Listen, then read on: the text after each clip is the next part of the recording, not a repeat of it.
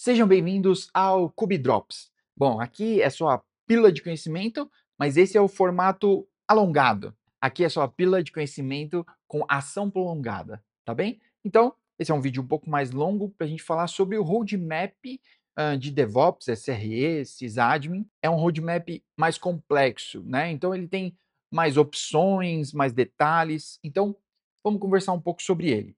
Eu vou passar por cada parte aqui e comentar um pouco, né?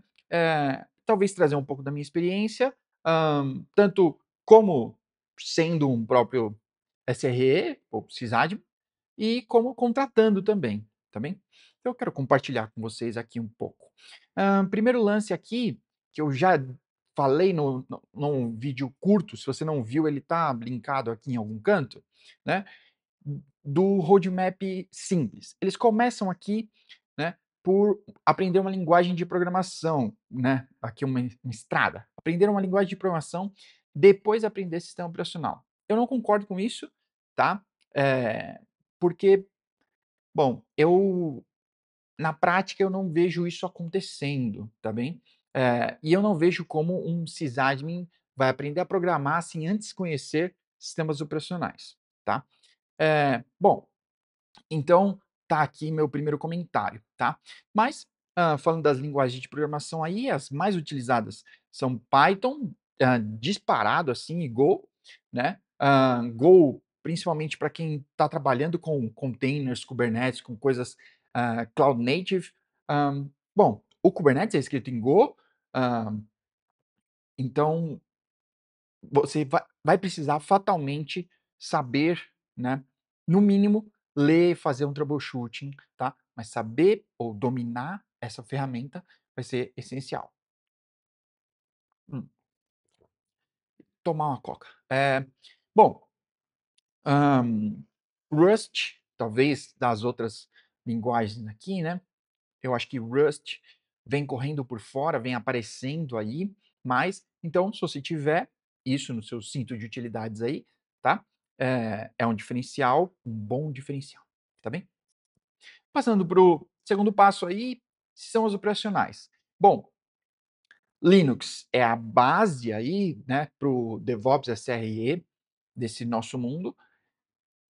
Bom, eu dominaria um deles, né, ou a classe aí do Ubuntu Debian, ou a classe dos Hell, né. Eles têm algumas diferenças, meio básicas, assim, que se você já tem muita experiência em um, é fácil transpor para o outro, né. Então talvez você só pegar um pouquinho mais, tá bem. Eu não vejo muito de FreeBSD, BSD em geral, tá bem. E a gente tem um outro mundo, tá, que é o mundo Windows. Eh, Bom, eu diria que se você tá num trampo, né, de SRE de Windows, vale a pena, entra nesse mundo, e de repente você quer seguir carreira por aí, tá bom? Se não, eu não acho que vale a pena você misturar os 2 conhecimentos. Eu acho muito difícil você encontrar um ambiente que você tenha que administrar, né, um ambiente misto ou que você possa estudar tanto e ser um especialista em um ambiente misto, tá bem? Mas, se você desejar, tá, fica aí a oportunidade, tá. Eh, não sei se qual a porcentagem aí do mundo de servidores, mas Windows ainda tem uma grande parcela de servidores e de ambientes aí, tá. Tem espaço para todo mundo. Bom, aí a gente pega uma um espaço aqui para aprender a viver no terminal, né. Então, você precisa dominar o terminal. Hã, eu não sou dos xiitas, eu não sou dessa vertente aí, né, que você não pode usar IDE, você não pode usar uma abstração nem nada, tá. Eh Pode, eu acho que deve, toda ferramenta que você pode utilizar para tornar o seu trabalho mais rápido, mais eficiente, eu acho que você deve utilizar. Agora, não dependa exclusivamente delas. Eh, por isso, entender sobre o sistema operacional. Não dependa de abstrações, tá? Você pode utilizar essas abstrações, mas para ser um profissional, de excelência, um profissional que vai para o próximo nível, vou chamar assim, tá? Você precisa dominar o que está por debaixo das abstrações, tá bom? Então, muitas vezes, eu vou só falar do mundo Linux aqui, é onde eu vivo, você só vai ter o terminal, tá? Às vezes você vai se conectar a uma máquina, uma VPN meio precária, uma máquina que está com problemas, e aí é só o terminal que você vai ter, tá? Então, adeus abstrações, se você não souber sobreviver sem as suas abstrações, você vai estar perdido. Então, saiba se virar no terminal, tá bem? Um bash script aqui, eu não vou falar do PowerShell, um bash script, saber se virar no VI e no Vim, né? E ferramentas básicas aqui, né? Então, você conseguir ler log, você conseguir interpretar os sinais do computador ali, do servidor, né? Então, sinais de CPU e memória, entender como está a rede, como são os discos, tá? Você conseguir manipular arquivos, tudo isso através do terminal. Então, você dominar o terminal é uma habilidade essencial, tá bem? Então, eu não estou falando de nenhum plus aqui, tá? Para mim, a linguagem de programação é um plus e ela viria aqui depois disso, tá? Para mim, a gente arranca lá de lá e coloca aqui. Depois, tá? Então, para mim, sistemas operacionais, saber viver no terminal e rede está mais para baixo lá, para mim tinha que subir muito, tá? E é o terceiro ponto aqui, ou talvez o segundo. Sistemas operacionais, redes e saber viver no terminal. Isso para mim é os três pilares básicos aqui, tá bom? Redes está mais para baixo aqui, olha. Aqui, olha, a gente vai passar por um monte de coisa até chegar aqui em redes, tá? Bom, mas vamos lá. Continuando aqui no nosso roadmap, né? Então já passamos aqui pelo terminal. Vamos para controle de versão. Bom, só existe um. Se você, por acaso, cair num lugar que não tenha Git, os caras falarem, bom, a gente usa a SVN ainda, ou a gente usa alguma outra coisa que não seja isso, né? Se você não puder correr, lute com todas as suas forças para abandonar isso. Eu não conheço um sistema de controle de versão melhor que o Git, tá? Talvez exista, não sei, mas o Git é o mínimo e é o standard, tá? Você tem que dominar pelo menos as funções básicas ali de commit, push, pull, um, stash e coisas do tipo, tá bom? Mas não é um bicho de sete cabeças, um treininho rápido e você domina o Git. Aqui no YouTube mesmo tem infinitos cursos grátis de Git que você pode fazer e vai saber se virar, tá? Do Git a gente vai para uma implementação, né, do Git. Então, o Git é o framework, tá? E aí a gente tem o GitHub, provavelmente o mais famoso deles, né? E a gente tem algumas outras implementações. Então, GitLab, você tem o Bitbucket, talvez o GitLab seja o segundo colocado aí, talvez quase tão famoso quanto o GitHub, né? Em implementações in-house, aí o GitLab é franco vencedor aí, né? Mas você vai implementar, né, vai poder utilizar seu conhecimento em Git, né, nessas implementações aí no seu dia a dia, beleza? Bom, aí a gente passa para o que e como o setup. Então como que eu vou fazer o setup dessas ferramentas aqui, né? Então a gente tem web server, né? Então a gente tem o Nginx, provavelmente o mais famoso deles ao lado do Apache aí, mas o Apache perdeu bastante espaço, né, para o Nginx. A gente tem o Tomcat, o amado pelos javeiros, né? A gente tem o Apache e a gente tem o IS, né, da galerinha do Windows. Domine um deles. Eu diria, domine o Nginx.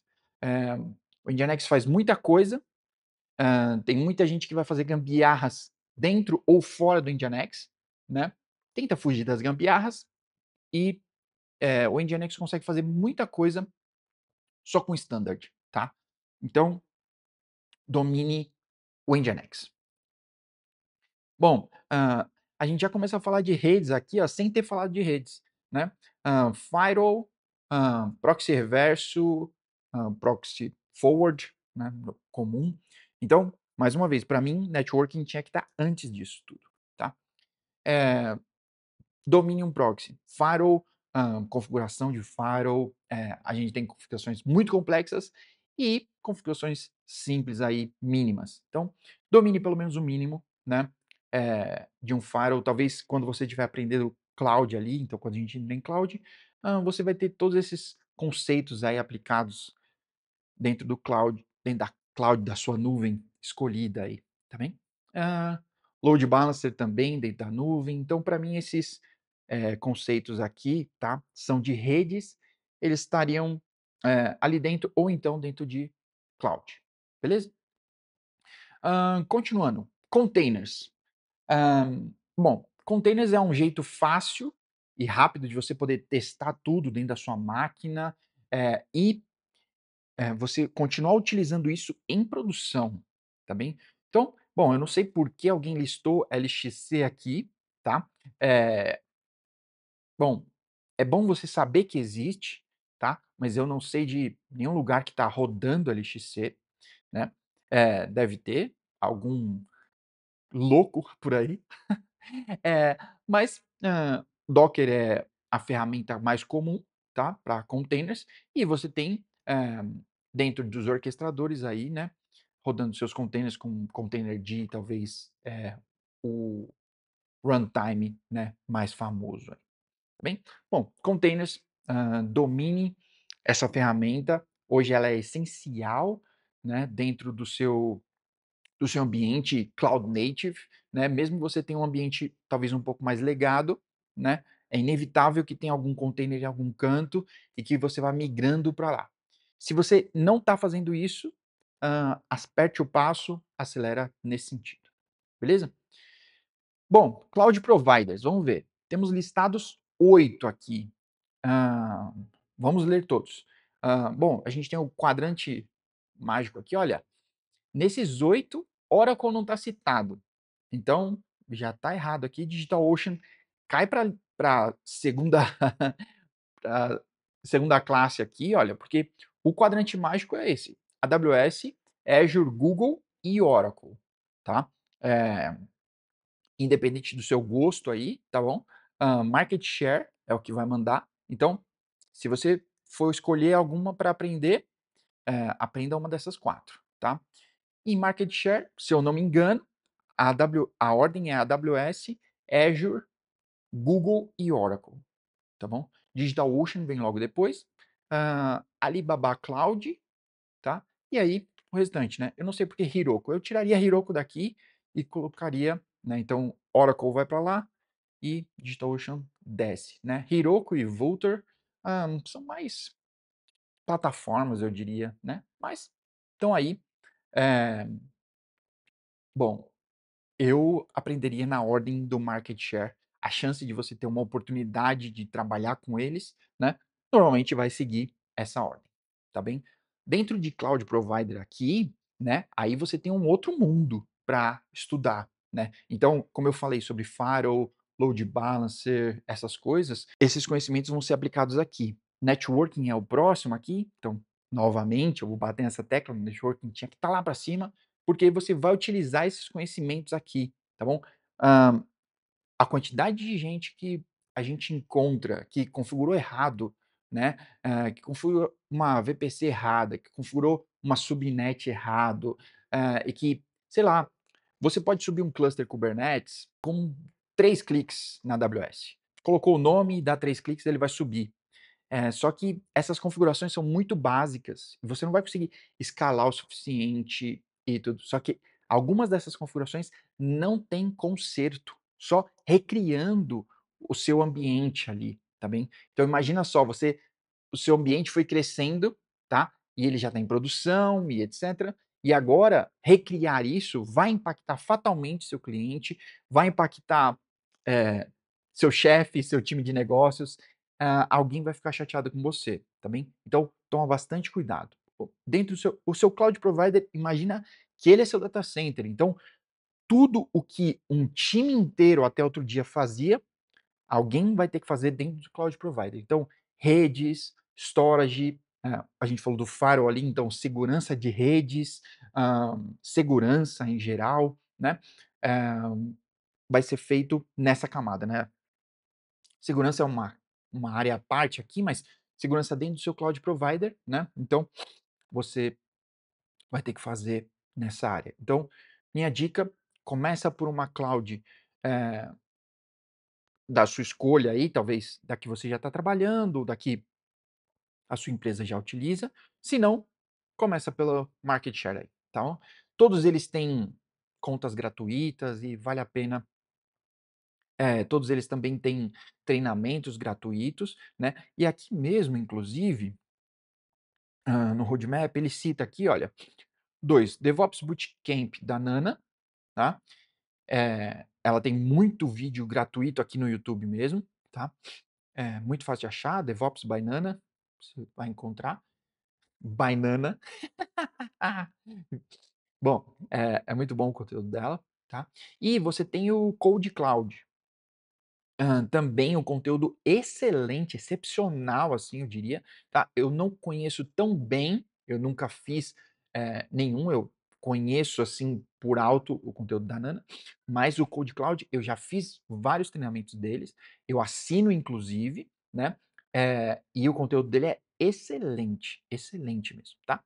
É pago, obviamente, mas tem muito conteúdo gratuito, você consegue ter ali um gostinho e ver com qual você se identifica mais, né, porque você vai ter que se debruçar bastante, é muito conteúdo, tá bom?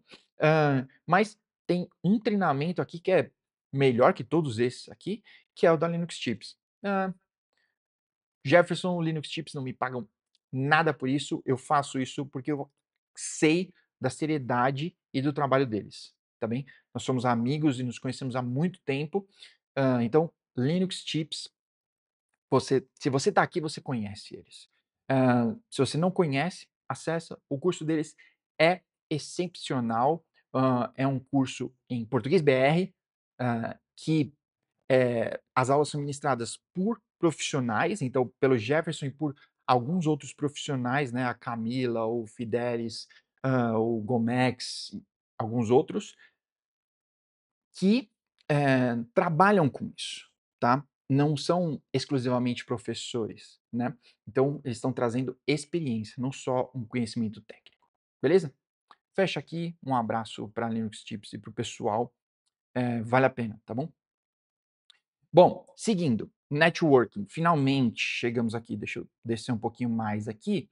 Olha lá, então networking, tem muita coisa para se dominar sobre networking. Tem que saber sobre o modelo OSI? Tem que saber, tem que saber, tá bem?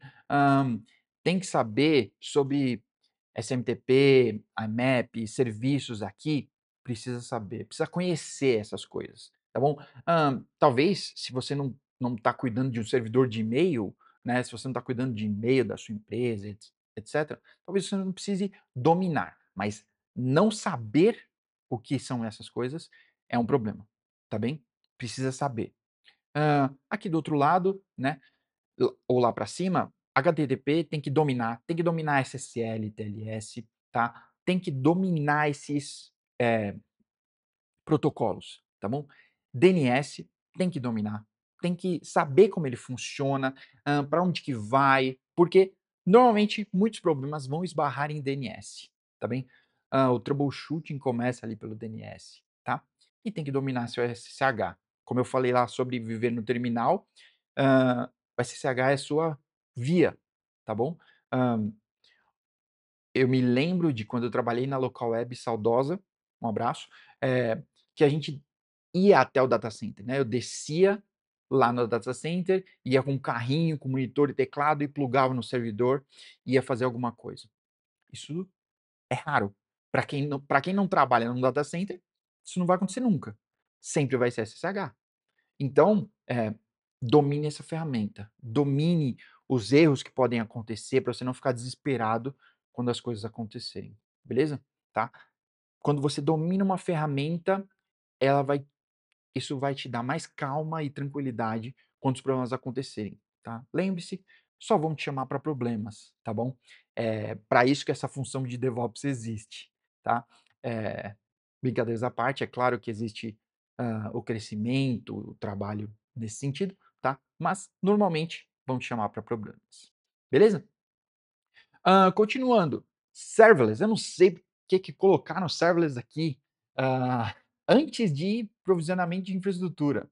Bom, serverless, o pior nome de tecnologia que alguém podia ter inventado, né. Pausa pra coca, para ver se esse assunto desce. Hum.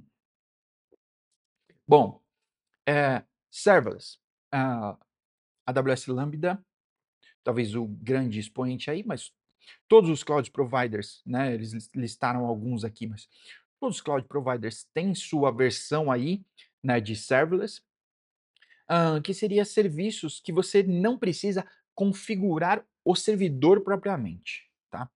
Hã, Você deve saber que não quer dizer exatamente sem servidor, né, usando o wizard aqui, mas, beleza. Saber que existem esses serviços, tá, eu não diria que você precisa dominar, principalmente nesse caminho, nesse ponto dos seus estudos, tá, entender sobre as ferramentas, eh, que estão, orbitando aí, tá. Serverless para mim, ela tá aí, ela não tá no core, tá, ela tá orbitando esse ecossistema. Vale a pena, é legal saber, como sempre é uma ferramenta importante para ter no seu sim de utilidades, mas eu não diria indispensável, tá bem? Na frente de provisionamento de infraestrutura e de configuration management, nunca. Bom, continuando, então, provisionamento de infraestrutura. Terraform, né, então, talvez o grande, né, ícone aí eh, dessa sessão, tá bom? A gente tem o Pulumi, que aqui vai fazer diferença, né, AWS CDK e o Pulumi, aqui vai fazer diferença quem manja programação. Se você sabe programar, Pulumi, SDKs das outras nuvens, tá, vão te ajudar e muito, tá, porque essas ferramentas são voltadas para desenvolvedores, elas foram feitas para programadores. O Terraform não, o Terraform foi feito para sysadmin, YAML, tá, YAML e script, módulos, você sabendo programar, você vai se desenvolver mais, você vai mais longe, mas você consegue usar o Terraform, talvez não em 100% dos seus poderes, mas 90 e muitos por cento, tá? Que inclusive o curso do Gomex de Terraform é muito bom. Eu fiz uma grande parte ali, mas eu sou um vagabundo e não terminei. Mas é muito bom, vale a pena. Então, Terraform, tá? Se você for escolher algum, se você não sabe nenhum e quer estudar um provisionador de infraestrutura, vai de Terraform, tá? Tem muito conteúdo da própria HashiCorp, né? Tem muito conteúdo em português e tem também treinamentos por aí, tá bem? Bom, agora, gerenciador de configuração. Ansible, hã, é a ferramenta que persiste, né? A gente encontra ainda em algum canto obscuro aí um Chef, um Puppet rodando, mas eles perderam muito espaço para o Ansible e para o Terraform, né? Eles aí colidem às vezes em algumas, se sobrepõem em algumas tarefas, tá? Mas o Terraform, né, é mais para provisionamento de infraestrutura, o Ansible para Configuration Manager. Mas você consegue fazer, algumas coisas, né, sobrepostas aí, tá bem? Bom, continuando aí, hã, então a gente tem agora CI/CD. Bom, vamos ver. CI/CD, que a gente tem aqui? Jenkins, o famigerado. Olha, é difícil você cair num lugar que não tem um Jenkins, tá? TeamCity, eu não sei por que citaram isso aqui. O Azure DevOps, eu acho que está faltando uma linhazinha aqui embaixo do TeamCity ligando para o Azure DevOps, Service aí, tá? Bom, Jenkins, GitHub Actions. e Azure DevOps, talvez é a tríade aí, os mais conhecidos e os mais utilizados também. Você, num ambiente que use um GitLab interno, né? Então, quem tem seu próprio Git, né, dentro da empresa, normalmente vai acabar caindo para um GitLab CI. Às vezes, se a empresa tem talvez uma arquitetura mais voltada para o Azure ou Microsoft, assim, né? Então, às vezes ela vai cair aí para o Azure DevOps, tá? Que também ferramentinha top. Travis CI, Drone e SQL CI são os hipsters aí, né? Que ainda tem algum espaço, mas é uma coisa mais focada, assim, mais bem menor, né, em quantidade aí, tá bom? Então, eu destaco aqui os três, né? Jenkins, GitHub Actions e Azure DevOps, tá bom? Secret Management. Bom, gerenciamento das suas senhas. Não, em hipótese alguma, tá? Deixe alguém colocar as senhas direto em algum canto, tá bom? Um vault, né, um cofre, tá bom? Hoje é a solução mínima que você pode ter, né? Então, vault, apesar de ser a palavra aí, né, tem um serviço da HashiCorp ou um uma ferramenta também, né, que é o HashiCorp Vault, é o mais famoso deles, então ao lado do Terraform aí é o Vault, que inclusive é implementado em algumas nuvens, como o Azure, por exemplo, né, então você pode utilizá-lo para guardar as senhas, né, e referenciá-las dentro da sua aplicação. Então, você tem uma gerência e uma segurança maior sobre esses dados, tá bom? Tem ferramentas das próprias nuvens, né? Também de cofre, aí com o mesmo objetivo, né? Sealed Secrets, eu desconheço se é um serviço aí, tá bom? Para mim é só uma palavra, tá? E SOPs, né? É você encriptar, né? Criptografar não existe.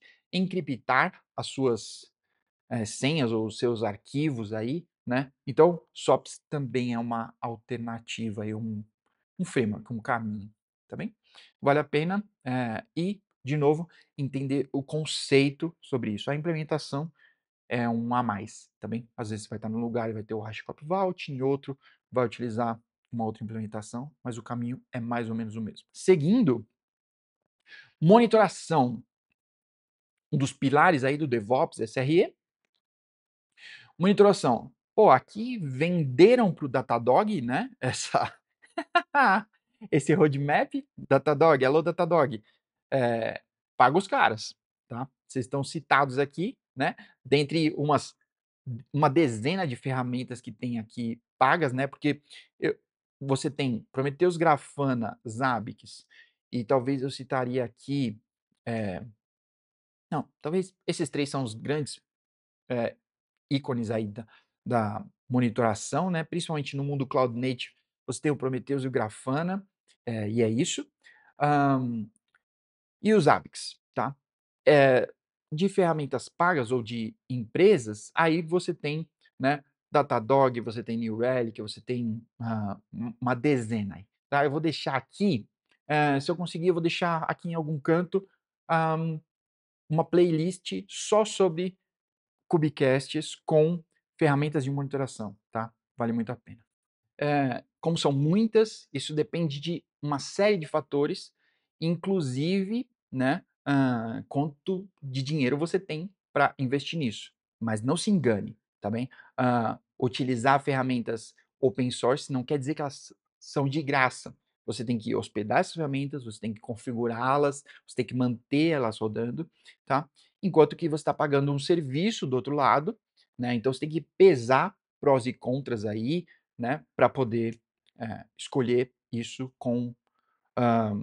de forma mais certeira, tá bem? E também não quer dizer que utilizar uma exclui a outra. Às vezes, em conjunto, você tem um resultado melhor, tá bem? Visibilidade é a chave, tá? A gente passa para monitoração de aplicações aqui, e aí a gente tem mais gente pagando aqui, então agora a gente tem New Relic, Datadog, AppDynamics, né? então estamos dividindo aí o orçamento. A gente tem OpenTelemetry, que é talvez o framework, hã, open source para monitorar as aplicações, e aí você consegue plugar nesse único formato, né, em infinitas ferramentas, tá? Tanto pagas como não pagas, como por exemplo o Jaeger, que devia se chamar Jeg aqui no Brasil, o pessoal ainda não adotou, eu estou propagando isso, tá bem? Bom, então visibilidade aqui, tá? Domine ferramentas de monitoração, configure bem suas ferramentas.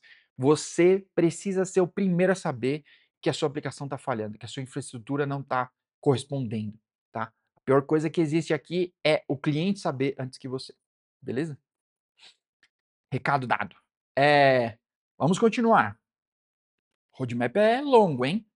Eh, Gerenciamento de logs. Então, chegamos aqui a Elastic Stack aqui, né, que é o ELK, né, então você tem o Elastic, o Logstash ou algum outro sender de logs, né, e o Kibana, ou Greylog ou algum outro portal. Você tem o Loki, que é da Grafana, né, que tem tido ótimos resultados e bem mais leve assim, mais simples, eu diria. Você tem a Splunk, né, que aí é quem pagou essa parte, eu acho. Tem o Greylog, eu falei, e o Papertrail, tá bom? Papertrail eu acho que talvez é o que tem menos espaço no mercado aqui dentre esses, né. LK, hã, Splunk, dentre as empresas aí, eu acho que tem, a lá de logs Z, nem preciso comentar que você precisa dominar seus logs, mandar eles para o lugar certo, guardar, rotação, espaço. Bom, você já vai ter entendido isso lá em cima nos sistemas operacionais. Perder um log, você perdeu tudo que você todas as informações importantes, beleza? Bom, hã, orquestração de containers. Bom, a gente falou lá em cima antes, né, que horas a gente falou sobre Docker? Nossa, faz tempo, hein? Aqui em containers, né? E só agora a gente vai falar sobre orquestração de containers. Bom, então antes você estava rodando containers local, né? Talvez até um Docker Compose. Não leve Docker Compose para produção, pelo amor de Deus, tá bom? Isso é local, uma ferramenta local para você fazer as coisas na sua máquina. Bom, orquestração de containers. Kubernetes. Tá? A gente tem aqui alguns outros concorrentes. O Docker Swarm não é um concorrente, tá bem? Hã, o Nomad, que também é da HashiCorp, ele sim é um concorrente aqui, né? Como orquestrador frente ao Kubernetes. Mas o Kubernetes tem uma massa de mercado infinitamente maior, né? Mas você tem algumas implementações do Kubernetes, né? Então, dentro das próprias nuvens, né? Então você tem seus sabores, né? Assim como você tem sabores de Linux, flavors, você tem flavors para Kubernetes também, tá bom? E além do flavor de cada nuvem, você também tem implementações do tipo serverless, entre aspas, para containers, né? Então, em vez de você rodar a sua aplicação direto no formato serverless, né, que aí a aplicação está escrita seguindo aquele framework e aí você está preso, né, casou com aquele framework, aqui você está colocando o seu container para rodar nesse formato, tá bem? Então, vale a pena dar uma olhada, às vezes é uma saída mais rápida e mais barata para sua solução utilizando containers. Então você ainda tem a flexibilidade dos containers, né? Mas não precisa se preocupar pessoalmente com o orquestrador. E depois, ganhando mais, eh, ganhando um tamanho maior ou talvez uma necessidade específica, aí você pode partir para um Kubernetes. Gerenciador de artefatos, tá bom? Então, assets aqui, né? Esses seus artefatos, inclusive as suas imagens de containers, os seus NPMs aí, etc. Então, você tem o Nexus, talvez é o mais famoso deles. Pessoalmente, eu nunca utilizei o Cloudsmith, mas sei que existe. E o Artifactory, né? É o segundo colocado aí, na minha opinião. Claro. Mas, hã, isso aqui normalmente é uma responsabilidade meio casada entre os desenvolvedores e o time de operações. Normalmente, operações vai manter isso funcionando, disponível, configurar ali, tá. que é um serviço utilizado, né, pelos desenvolvedores ou pelas aplicações que vão guardar ali seus assets. Beleza? Bom, GitOps, que normalmente GitOps está conectado com o CI/CD, então a gente falou sobre algumas ferramentas, né? E aqui o GitOps seria o delivery, né?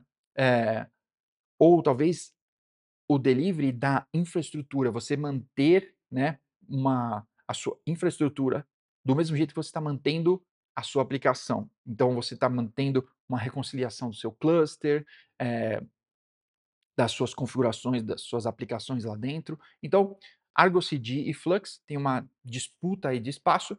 O Argo talvez está ganhando mais mercado, tá? Mas são tão bons um quanto o outro. Aí vai uma escolha pessoal, né? O Argo tem uma interface melhor do que a do Flux e tem uma comunidade, uma empresa, né, maior mantendo o Argo vivo e ativo, aí, tá bom?